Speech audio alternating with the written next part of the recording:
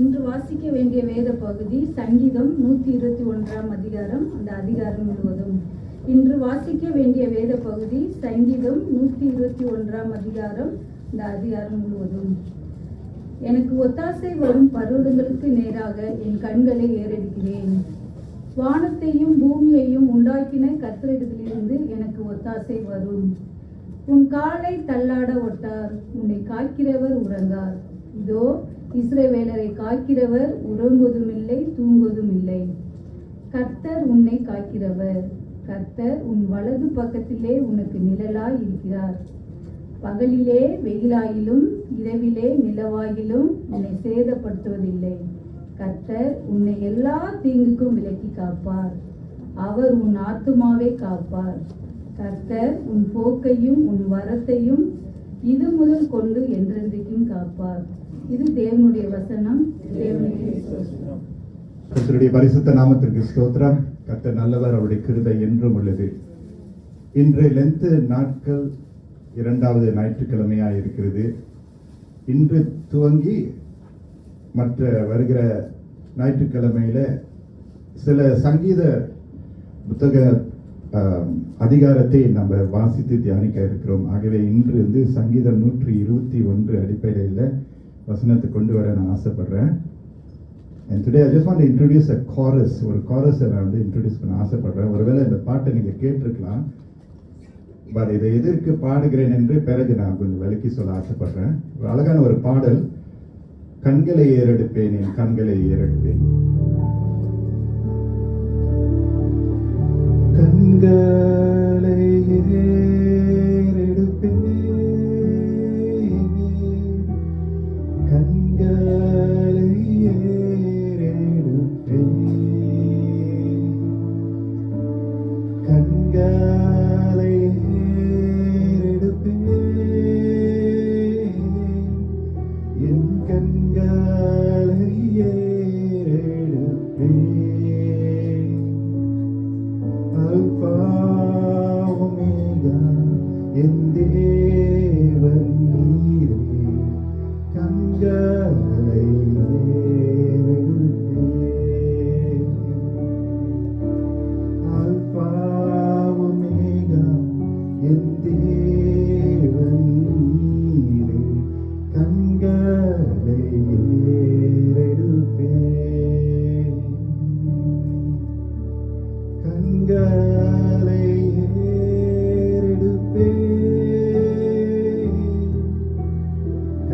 கண்களை ஏறெடுப்பேன்,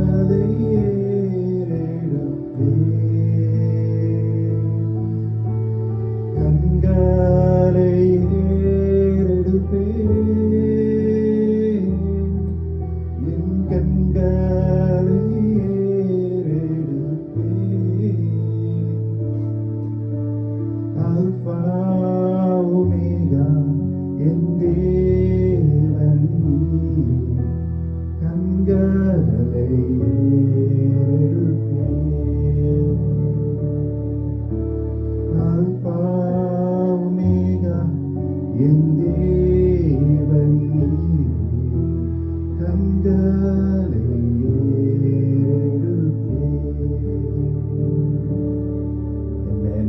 Psalms 121. If you have your Bible with you, please turn to Psalms 121. சங்கீதம் 121. If you have your Bible with you, or if you have your tablets or phone with you, இந்த நாளில் இந்த முக்கியமான இந்த சங்கீதத்தை நம்ம தியானிக்க கர்த்தர் அழைக்கிறார். Can all of us take the seats right in front? I see some of us sitting behind. பின்னாடி ushers பின்னாடி. Can we have a... Okay. இந்த சங்கீத புஸ்தகத்தை நம்ம வாசித்து பார்த்தோம்னா The Song of Ascents, ஆரோகண கீதங்கள்னு சொல்லப்படுகிறது.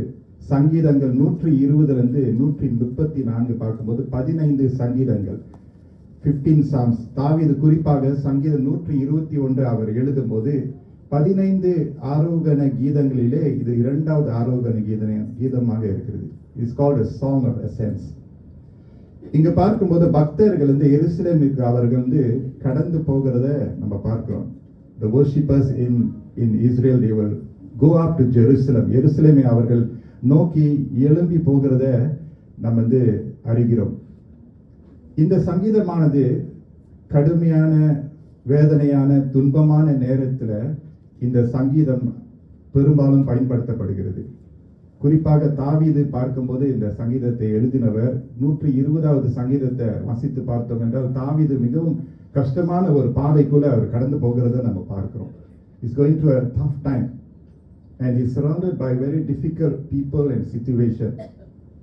அப்ப தாவீது இந்த சங்கீதத்தை எழுதும்போது he is writing this in a place of hopelessness. நம்பிக்கையற்ற குறைவான ஒரு நம்பிக்கையில அவர் இந்த சங்கீதத்தை அவர் எழுதுகிறத நம்ம பார்க்கிறோம். And we will just meditate it. 121வது சங்கீதம் வசனம் 1-2 நான் வாசிக்கிறேன். எனக்கு ஒத்தாசை வரும் பர்வதங்களுக்கு நேராக என் கண்களை ஏறெடுக்கிறேன். வானத்தையும் பூமியும் உண்டாக்கின கர்த்தரிடத்திலிருந்து எனக்கு ஒத்தாசை வரும். நோட்டீஸ் the first 2 verses பார்க்கும்போது எனக்கு ஒத்தாசை வரும், அண்டர்லைன் பண்ணுங்க, எனக்கு ஒத்தாசை வரும். அதே வார்த்தை 2ஆம் வசனத்திலே வருகிறது, எனக்கு ஒத்தாசை வரும். அப்ப தாவீது என்ன அறிந்து கொண்டார் என்றால் அவருக்கு ஒரு கூர்மை இருக்க வேண்டும் என்று அறிந்து கொண்டார். David knew where he needed to focus. அவருடைய அல்லது ஃபோக்கஸ்னா தமிழ்ல சொல்லும்போது மேபி கவனம். He knew where he needed to focus himself. பார்வை மட்டும் இருந்தா பத்தாது. ஆனா அந்த பார்வையில ஒரு கூர்மை இருக்க வேண்டும் என்பது. எல்லாருக்கும் பார்வை இருக்குல்ல, நம்ம எல்லாருக்கும் கர்த்தருடைய கிருபையினால நம்ம எல்லாருக்கும் கண்கள் இருக்குது. கர்த்தர் நமக்கு கண்களை கொடுத்திருக்கிறார். 2 கண்கள் ஆனா ஒரே பார்வை. கரெக்ட், 2 கண்கள் ஒரே பார்வை.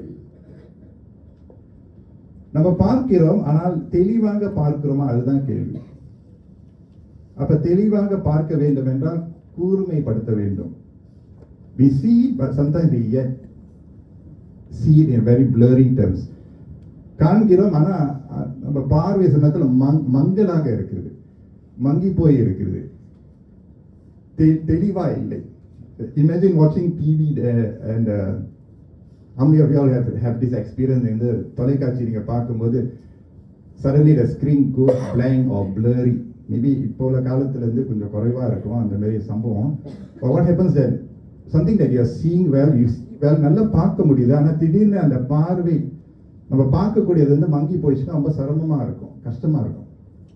Whether you are registering for a course அல்லது நீங்க immigration department போய் நீங்க login பண்ணிட்டு you need to register so that you are traveling and then suddenly the screen goes blank and blur and you cannot read anything. கஷ்டமா இருக்கும்ல. So பார்வைன்னு சொல்லும்போது பார்வையில ஒரு கூர்மை இருக்க வேண்டும். To see clearly we need to focus on sight. இப்போ ராணுவத்துக்கு போனவங்களுக்கு நம்மளுக்கு தெரியும், those of us our NS days we handled over a wife, WIFE, not a literal wife. அந்த wife என்னன்னா நம்மளுடைய rifle. our rifle is referred to as the wife. So அந்த rifle wife எப்படி நம்ம பார்க்கணும், ரொம்ப பாதுகாப்பாக அதை எழுந்துடக்கூடாது. you shouldn't lose the wife. So I remember army டைம்ஸ்லேருந்து வெளியே கேம்ப் பண்ணும்போது அந்த என்ன சொல்லுவாங்க, அந்த டென்டேஷன்லாம் போட்டுட்டு படுத்துட்டு என்னுடைய வெப்பனை நான் லாஸ் பண்ணிட்டேன். எழுந்து பார்க்குறேன், my wife is not there. ஐயோ, I signed extra, I had to do extra duties. சரி, அதாவது கவனிக்கணும். ஸோ அந்த ரைஃபிள் நமக்கு கொடுக்கப்படும் போது இந்த ரைஃபிள் நம்ம அந்த ரைஃபிளை யூஸ் பண்ணும்போது the rifle will be ineffective if it is not calibrated. அது சரிப்படுத்தலைன்னா, அது கூர்மைப்படுத்தலைன்னா நீங்க சும்மா எடுத்து ஷூட் பண்ண முடியாது. you will just go haywire. நீங்க ஒரு இடத்துல பார்த்து நீங்க ஷூட் பண்ணுவீங்க, ஆனா அந்த bullet may go off target. So அதனால அந்த வெப்பன் என்ன செய்யணும், அதை கேலிபிரேட் பண்ணணும், அந்த வெப்பன் டியூன் பண்ணணும். ஸோ அது டியூன் பண்ணுறதுக்கு டேக் சம் ஷார்ட்ஸ். அப்போ அங்கே இன்ஸ்ட்ரக்ஷன் கொடுப்பாங்க, எங்களுக்கு டூ சம் அட்ஜஸ்ட்மெண்ட்ஸ். ஸோ பார்வை ரொம்ப முக்கியம் இல்லை, அந்த பார்வை மட்டும் இல்லை, அந்த கூர்மை ரொம்ப முக்கியம். என் கண்கள் என்று தாவீது சொல்கிறார், என் கண்கள் எனக்கு ஒத்தாசை. These are the key words that David uses. என் கண்கள் எனக்கு ஒத்தாசை.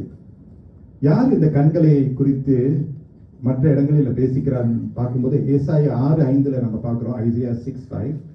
அப்பொழுது நான் ஐயோ அதமானேன், நான் அசுத்த உதடு உள்ள மனுஷன், அசுத்த உடது உள்ள ஜனங்களின் நடுவில் வாசமாய் இருக்கிறவன், சேனைகளின் கர்த்தராக ராஜாவை என் கண்கள் கண்டது. My eyes have seen the Lord. My eyes has seen the Lord. என் கண்கள் என் கர்த்தரை. It's very personal. என் கண்கள் கண்டதே. என் ராஜாவாகிய சேனைகளின் கர்த்தாவே, என் கண்கள் என் கர்த்தரை கண்டது. It's a very personal thing. ரொம்ப ஒரு கூர்மை. ஒரு அழகான ஒரு பழைய பாடல் இருக்கு. இன்னைக்கு நிறைய பாடல் இருக்கு. கண்டேன் என் கண் குளிர கர்த்தனை என்று கண்டேன் என் கண் குளிர கொண்டாடும் விண்ணோர்கள் கோமானை கையிலேந்தி கண்டேன் என் கண் குளிர. நான் நிறைய பாடலாம் நினைச்சேன். நான் பாடுறது பெரிய ஒரு சிரமம் தான், விட்டுட்டேன். பரவாயில்ல, லிரிக்ஸ் மட்டும் எழுதிட்டேன். You see the partnership. I lift up my eyes to the hills. எனக்கு ஒத்தாசை ஒரு பர்வதங்களுக்கு நேராக என் கண்களை ஏறெடுக்கிறேன். அப்ப அந்த கண்கள் என்று சொல்லும்போது it is a conscious decision to focus on sight. அது ஒரு கூர்மையான, ஒரு தெளிவான, ஒரு உறுதியான ஒரு தீர்மானமா இருக்கிறது. இந்த பர்வதற்கு நேராக இந்த கண்களுடைய பார்வை அதற்கு நேராக திருப்புவது. To turn our attention towards God alone. நம்மளுக்கு தெரியும் நம்முடைய கண்கள் எல்லாரும் மேலே நம்ம வைக்கலாம், எல்லா சூழ்நிலை மேலே நம்ம வைக்கலாம்ல. Especially if you are on a pedestal you can see more clearly. ஒரு மேடையில் நீங்க நிக்கும்போது ரொம்ப தெளிவா தெரியும். Now if I ask you to do it right now, if you are sitting, you sit straight, your head straight and try to move your eyes left and right. இங்க இருந்து பார்க்கும்போது ரொம்ப வேடிக்கையா இருக்கும். தலை மட்டும் இங்க இருக்கும், கண்ணு மட்டும் இப்படி பார்க்கும்போது இல்லை. Sometimes observing left and right. So தாவீது என்ன செய்கிறார்? அவருடைய கண்களை பர்வதங்களுக்கு நேராக அவர் திருப்புகிறார். He turns towards God, giving God his attention. தேவனிடம் தன்னுடைய கவனத்தை செலுத்துகிறார். Oftentimes we think God must give his attention to us. தேவன் நமக்கு அவருடைய கவனத்தை கொடுக்க வேண்டும் என்று சில நேரங்களில் நம்ம யோசிக்கிறது உண்டு. ஆனா இங்க நம்ம என்ன பார்க்கிறோம்? தாவீது தன்னுடைய கவனத்தை தேவனிடத்தில் கொடுக்கிறார். வித்தியாசம் இருக்கு. நாம் தான் தேவனிடத்துல நம்முடைய கவனத்தை செலுத்த வேண்டும்.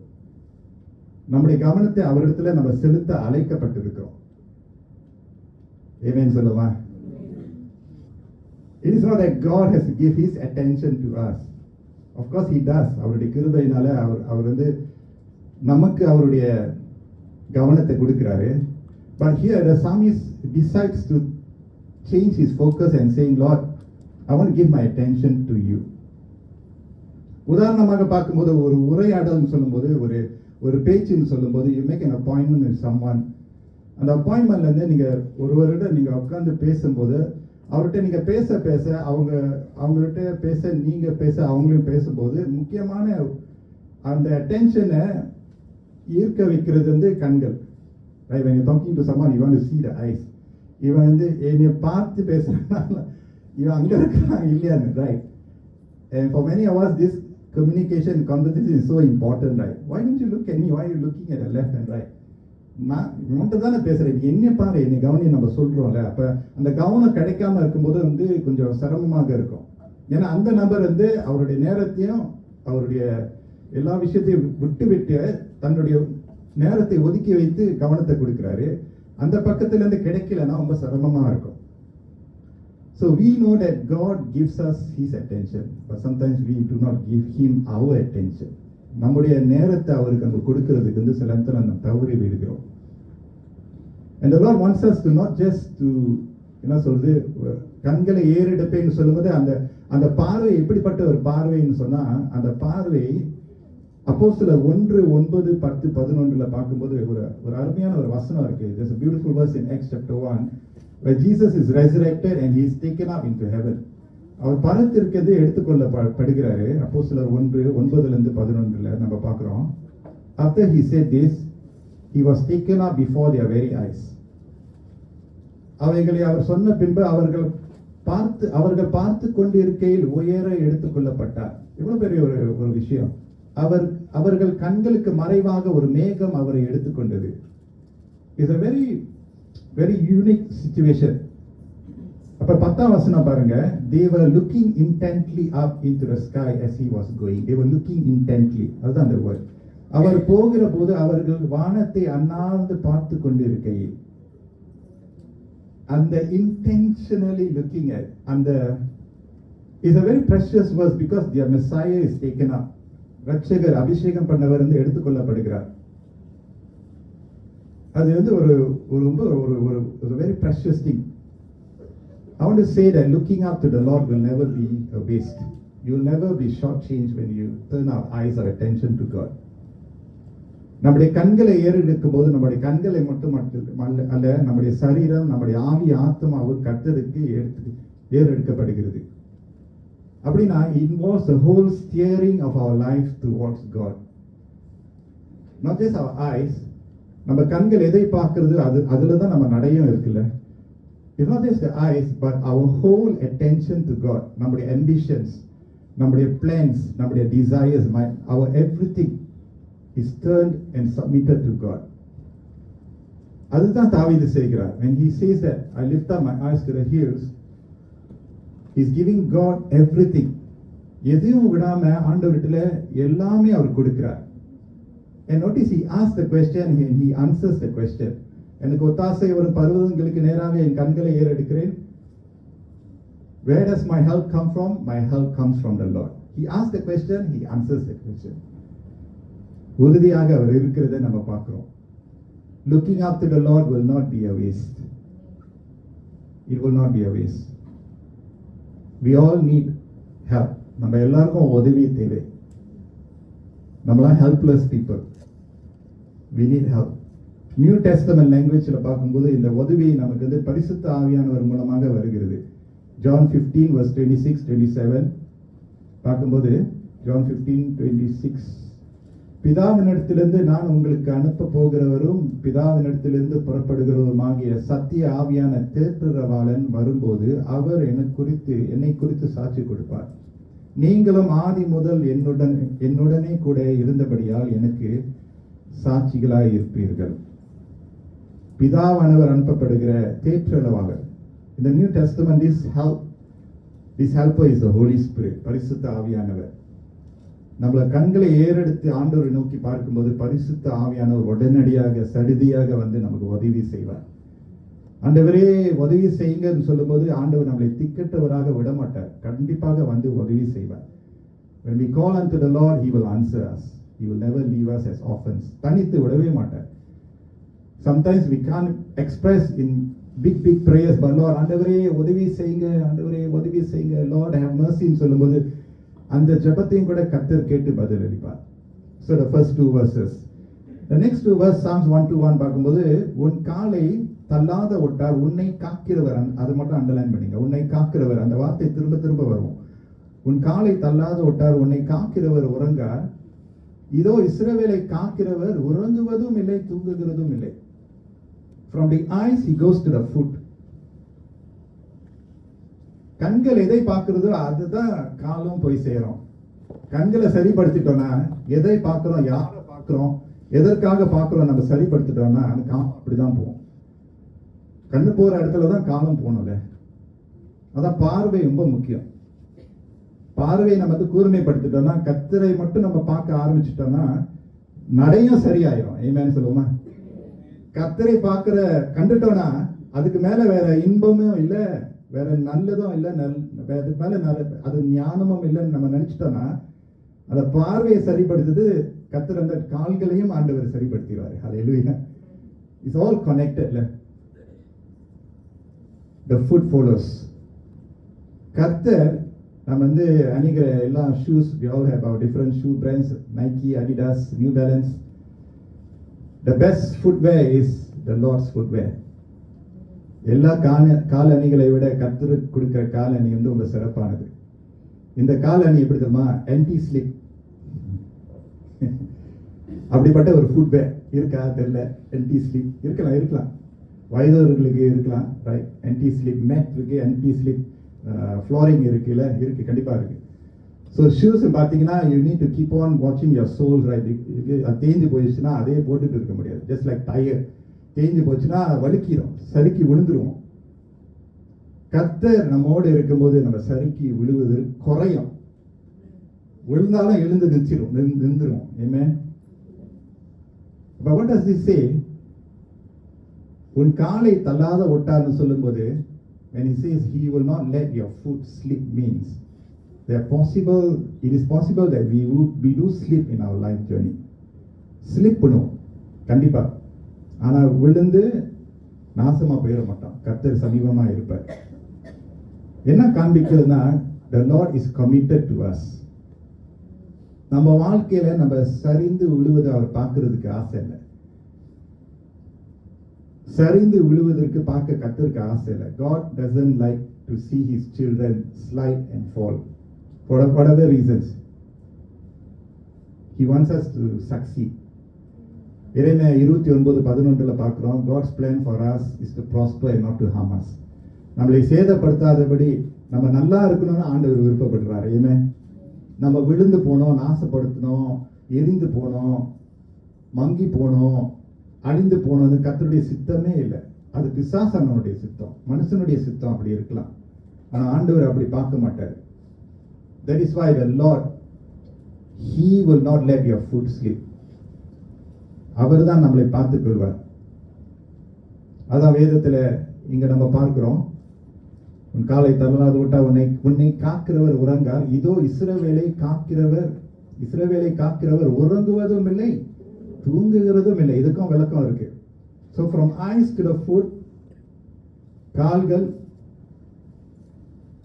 அந்த வார்த்தையை நம்ம பார்க்கும்போது he watches over is used several times. The word watches over is used several times. அப்பனா nowadays in Singapore I think you are very surveillance country. எங்க போனாலும் சிசிடிவி அதிகமா இருக்கு இல்லையா? முன்ன இல்லாத இடத்துல ஆபீஸ்ல சிசிடிவி நிக்குது. ரொம்ப பயமா இருக்காது. நல்லா செய்யறோம் யோசிப்பா, ஐயோ நம்ம பாக்குறானு, திருட்டுத்தனமா பாக்குறான்னு ஒரு எண்ணம் வருது. லிப்ட் விட்டு வெளியாதாங்க ஒரு சிசிடிவி. ஐயோ முன்னால டம்மியா இருந்துச்சு, இப்பெல்லாம் இதெல்லாம் டம்மி வந்து குறைஞ்சிருச்சு. முக்கால்வாசி எல்லாம் உண்மையானதா தான் இருக்கு. ப்ளீஸ் நம்புங்க, எல்லாம் சிசிடிவி உண்மையா இருக்கு. I think we are really surveillance led even in this country. I mean maybe for good, for security, for crime இது பண்றது. பட் அந்த சூழ்நிலை வேலை செய்யறது ரொம்ப tormenting. I feel tormenting. ரொம்ப கஷ்டமா இருக்கும்ல. but ஆண்டவர் நம்ம மேல he watches over us ன்னு சொல்லும்போது, he doesn't slumber ன்னு சொல்லும்போது, it is not in a negative sense.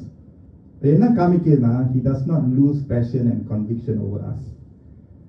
நம்ம மேல வைத்திருக்கிற அவருடைய ஊக்கம், அவருடைய விவேகம் குறையவில்லை. அதனால்தான் he is watching over us.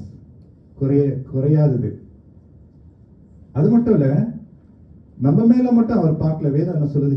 இஸ்ரவேலை காக்கிறவர் he watches over Israel. அப்படின்னா உங்களை மட்டும் ஆண்டவர் பார்க்கல, உங்களை நம்பி வாழ்றவங்களையும் ஆண்டவர் பார்க்கிறார். தேசத்தை ஆண்டவர் பார்க்கிறார்னா, ஜன கூட்டத்தை ஆண்டவர் பார்க்கிறார்னா, ஆண்டவர் உங்க மேல உங்க குடும்பத்து மேல அக்கறையா இருக்கிறார். அப்ப நம்முடைய கண்களை தனித்து, David is on his own, he is saying, I lift up my eyes to the hills. Right?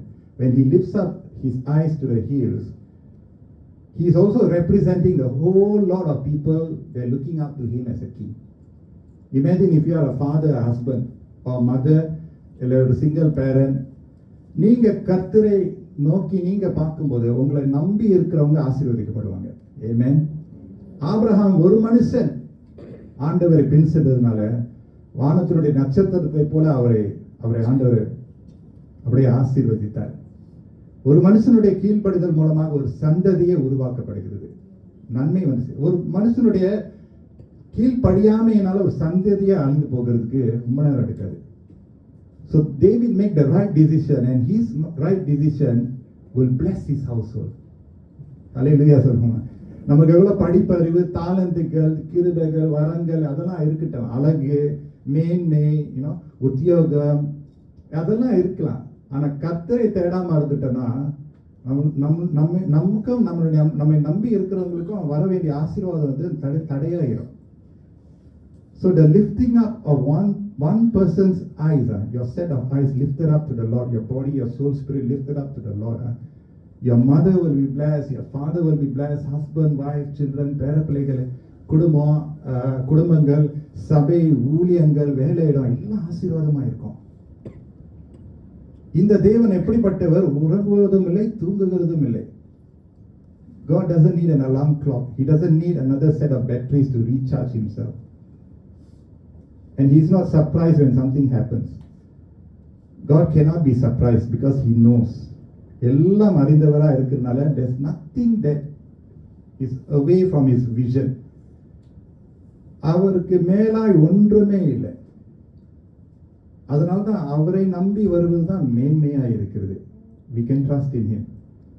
Moving on, verse 5-6 பார்க்கும்போது Psalms 121 verse 5-6, கர்த்தர் உன்னை காக்கிறவர், மறுபடியும் அந்த வார்த்தை வருது, கர்த்தர் உன்னை காக்கிறவர், கர்த்தர் வலது பக்கத்திலே உனக்கு நிழலாய் இருக்கிறார், பகலிலே வெயிலாகிலும் இரவிலே நிலவாகிலும் உன்னை சேதப்படுத்துவதில்லை. Again the word watches over you. என்ன காண்பிக்குதுன்னா, அவர் உங்க மேல வைத்திருக்கிற அன்பு அனாதி அன்பா இருக்கிறது. Unfailing love over us. Not just one time he is watching over us. Can you imagine if God is just a one-time God in our life? He's not a one-time God. He's watching over you. He's watching over you. It's again and again, not just once. Can you imagine if you have a father or mother, just one time father and mother give birth to you, and then the rest of the days of your life it doesn't bother? இருக்கிறாரு ஆனா இல்லாம இருக்கும்போது எவ்வளவு வேதனையா இருக்கும். But this God is watching, is watching, is watching, is watching, is very committed. It's almost like அந்த watcher அந்த click sound கேட்கலாம்.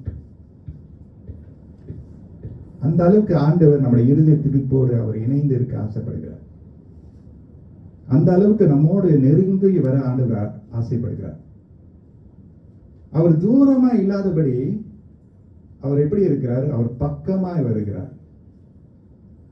So in the first few verses he was very general, but now he is very very close. கர்த்தர் உன்னை காக்கிறவர், கர்த்தர் உன் வலது பக்கத்திலே உனக்கு நிழலாய் இருக்கிறார். ஹல்லேலூயா. நிழலாய் இருக்கிறார். பகலிலே வெயிலாகில் இரவிலே நிலவாகில் உன்னை சேதப்படுத்துவதில்லை. The God who is watching you from afar, now he is coming close to you. How does he come close to you? Like a shade, like a shadow. ஒரு நிழலை போல. வெயில் இருக்கும்போது நம்ம என்ன போய் தேடுறோம்? நிழல்ல போய் தேடுறோம். அந்த நிழல்ல இருந்தா தான் எனக்கு வந்து கொஞ்சம் கம்ஃபர்டபுளா இருக்கும். அப்ப தூரத்துல இருந்து பார்க்கிறாரு, பக்கத்திலே நம்ம இருந்து பார்க்கிறாரு. And this is an encouragement for all of us who are born and raised here in Singapore. God watches over us in our troubled times, uncertain times. Just day before yesterday, it's already serious happenings in the Middle East, right? For all of us, we need God. இங்க பிறந்து வந்தவங்களுக்கும் இங்க பிறக்காம தூரத்திலிருந்து வந்தவங்களுக்கும் ஆண்டவர் உங்களுக்கு இந்த வசனத்தை கொடுக்கிறாரு. உங்களுடைய குடும்பத்தாரை விட்டு நீங்க தூரமா இருந்தாலும் கர்த்தர் சமீபமா இருக்கிறார். The Lord watches over you and your family who's away from you today. And it brings a lot of comfort. ஏன்னா நம்முடைய வாட்சிங் ஓவர் வந்து is very limited. Geographical boundaries இருக்கு, நேஷனல் பவுண்டரிஸ் இருக்கு, கல்ச்சுரல் பவுண்டரிஸ் இருக்கு. ஆனா ஆண்டவர் கர்த்தராக இயேசு கிறிஸ்துனுடைய காத்து கொள்வது வந்து he can cross any barrier. அவருடைய பார்வை, அவருடைய வாட்ச்ஃபுல்னஸ் இஸ் 100% perfect. இரவும் பகலும், பகலும் இரவும், இரவும் பகலும். Can we run away from night and day, day and night? Cannot, right? We still have to face this day, still have to sleep. When we wake up, we hope that it's still night time, but unfortunately it's back to daytime. காலங்களை நம்ம மாற்ற முடியுமா? கர்த்தர் காலத்தை அவருடைய கரத்துல வைத்திருக்கிறார். அதனால அவர் மேல நம்பிக்கையா இருக்கிற மனுஷன் பாக்கியவன். அப்ப இரவிலே வருகிற பொல்லாத அம்புகள், பகலிலே வரக்கூடிய பொல்லாத சேனைகளுடைய அழுத்தங்கள், இவைகளிலிருந்து கர்த்தர் நம்மளை பாதுகாத்துக் கொள்கிறார். Both night and day he protects us from all sorts of harm, evil, wickedness. We all need God's protection. Hallelujah. உன்னை காக்கிறவர் உறங்கார், உன் காலை தள்ளாத விட்டார், கவலைகள் தீர்ப்பார், கண்ணீர் துடைப்பார், கடைசி மட்டும் கைவிடாதிருப்பார். மலை போன்ற துன்பம் தினம் வந்தாலும், ஆடி போல சோதனை பெருகினாலும், கோட்டையும் அரணுமாய் கர்த்தர் இருப்பதால் நெஞ்சே நீ கலங்கிடாதே. Hallelujah. It is very reassuring to know that the Lord watches over us. Amen. It is reassuring. அதனால்தான் நம்முடைய கண்கள், நம்முடைய கால், நம்முடைய கை, நம்முடைய சரீரம், நம்முடைய எண்ணங்கள், நம்முடைய சிந்தைகள் எல்லாம் ஆண்டவருக்கு நேராக நம்ம திருப்பி வைக்க கர்த்தர் நம்மளை அழைக்கிறார். I want to read Proverbs chapter 4 to all of us. If you want to follow with me, Proverbs chapter 4 verse 20 இலிருந்து verse 20 இலிருந்து பார்க்கும்போது, Proverbs chapter 4 verse 20, my son, pay attention to what I say.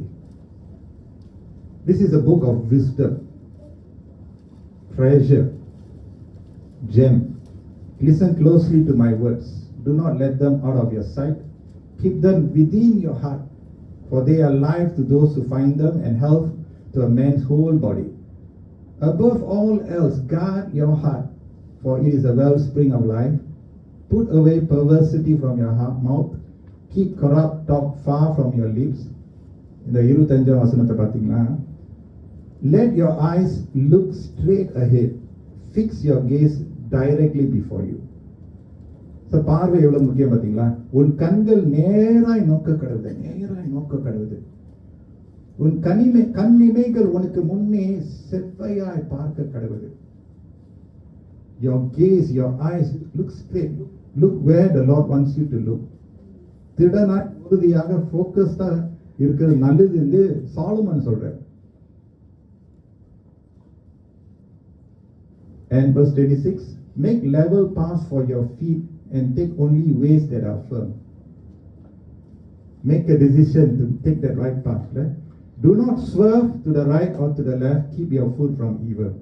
Useful guy in the Proverbs. I hope it's useful. Proverbs is very, very useful. You all can read whenever you can. I don't want to take a lot of time there, but it's very precious. It keeps us focused. ஒரே வாழ்க்கை நேர்மை கூர்மையாக வாழ கர்த்தர் நமக்கு உதவி செய்வாராக. கடைசியாக Psalms 121 verse 7 and 8, கர்த்தர் உன்னை எல்லா தீங்குக்கும் விலக்கி காப்பார், அவர் உன் ஆத்துமாவை காப்பார். பாருங்க, end of the day நம்ம ஆத்துமா சரியில்லைன்னா ஒண்ணுமே நடக்காது. அவர் உன் ஆத்துமாவை காப்பார். கர்த்தர் உன் போக்கையும் உன் வரத்தையும் இது முதற் கொண்டு என்றென்றைக்கும் காப்பார். You know, the verse 7 and 8, I read it as very fierce. It's very fierce kind of language நான் நினைக்கிறேன். I don't want to read it over the mic now, but it is like God thinking, if David knows who his God is, அந்த மாதிரி அது கட்சிக்கிற ஆண்டவர் வந்து யூத ராஜ சிங்கமாக வைராக்கியமாக, not a weak security guard, God, he comes very fiercely for his children. He comes very fiercely for David. God is fierce on our side. தேவன் நம் பட்சத்தில் இருக்கும்போது நமக்கு எதிராக நிற்பவன் யார்? அதனால்தான் அவர் பட்சிக்கிற அக்கினியா இருக்க. There's a fierce side of God who wants to keep the children the right way. There's a fierce side of God. அதை நம்ம விட்டுறக்கூடாது. God is very loving, gentle and all that. But it's something that, அதனால்தான் ஒரு வசனம் இருக்குல்ல, ஏன்னா என் கண் இமையை தொட்டவன் என்னை தொட்டவன், something like that. N கண்மையை தொட்டவன், something like that. என்னை தொட்டவன். ஓகே, நிறைய பேர் சொல்றீங்க. Thank you very much. I really appreciate it. But what I'm saying is, when we are touched, கர்த்தரோடு நம்ம இருக்கு. அதனால்தான் அபிஷேகப்பட்டவன் வந்து தொடாதீங்க ஆண்டவர் சொல்றாருல்ல. David is important in God's sight and you are important in God's sight. உங்க வாழ்க்கை ஆண்டவரோடு முன்பதாக முக்கியமா இருக்கு. Just like David is important, you and I are important in God's sight. That is why he is rising up. God is rising up. He's not a weakling. The Lord will keep you from all harm. Now there is harm that will come against us. நமக்கு எதிராக ஆயுதங்கள் எழும்பப்படும். நமக்கு தெரியாம நமக்கு, நம்முடைய குடும்பத்தாருக்கும், நம்முடைய வாழ்க்கையினுடைய பயணத்துக்கு there's always harm that is, we are all targets. ஆண்டவர் அவர் வைராக்கியமாக வருகிறார். எல்லா தீங்குக்கும் விலக்கி காப்பார், உன் ஆத்துமாவை காப்பார். எல்லா தீங்கு, name all the harms that can come in our life. எவ்வளோ ஆயுதங்கள் எழும்பினாலும் அது வாய்க்காமல் போக கர்த்தர் செய்வார். இன்னைக்கு நீங்களும் நானும் இன்னைக்கு உட்கார்ந்து இருக்கிறோம்னா எவ்வளோ விபத்திலிருந்து, ஆபத்திலிருந்து, கொள்ளை நோயிலிருந்து, பிசாசனுடைய பிடியிலிருந்து, மனுஷனுடைய சூழ்ச்சியிலிருந்து ஆண்டவர் எவ்வளவாக காத்திருக்கிறார் தெரியுமா? அவர் காத்திருக்கிறதுனால, அவர் நம்ம மேல வாட்ச் ஓவர் பண்ணதுனால தான் இன்றைக்கு நம்ம சபைக்கே வந்திருக்கிறோம். It's true. if the Lord has not watched over us, அதுக்கு உறுதுணையாக அதான் ஆண்டவர் வந்து நம்முடைய வீடுகளில சபைகளில இருந்து people have been praying for, we are praying for each other, parents praying for children, children praying for parents, you know, there's a lot of prayer going on in unseen heavenlies. ஆண்டவர் கேட்டு நம்மளுக்கு வந்து இவ்வளோ காரியத்திலிருந்து நம்மளை பாதுகாத்திருக்க, நம்முடைய குறிப்பாக நம்முடைய ஆத்துமாவை ஆண்டவர் காத்து கொண்டிருக்கிறார். And the psalmist says, கர்த்தர் உன் போக்கை உன் வரத்தை இது முதற் கொண்டு என்றென்றைக்கும் காப்பார். Now and always, guaranteed for life. The Lord is our sure and secure foundation. He is my help, my Lord. எனக்கு ஒத்தாசை என் கர்த்தர். Hallelujah. Praise the Lord. Let us pray. ஆண்டவரே, உம்முடைய வார்த்தைக்காக நன்றி செலுத்துகிறோம். 121வது சங்கீதம். Help us to reach out to you. All stages of our life, put you first in all that we do. In Jesus' name, amen. சபையை நம்ம எழுந்து நிற்போமாக சமாதானத்தை பகிர்ந்து கொண்டு, நாம் கிறிஸ்துவின் சரீரமாய் இருக்கிறோம். நாம் எல்லாரும் ஒரே ஆவியினால் ஒரே சரீரத்திற்கு ஞானஸ்நானம் பெற்றிருக்கிறோம். ஆகவே சமாதானத்தை உண்டு பண்ணுவதையும் பொதுவான வாழ்க்கையை ஊன்ற கட்டுவதையும் பின்பற்றுவோமாக. கர்த்தருடைய சமாதானம் உங்களோடு எப்பொழுதும் இருப்பதாக.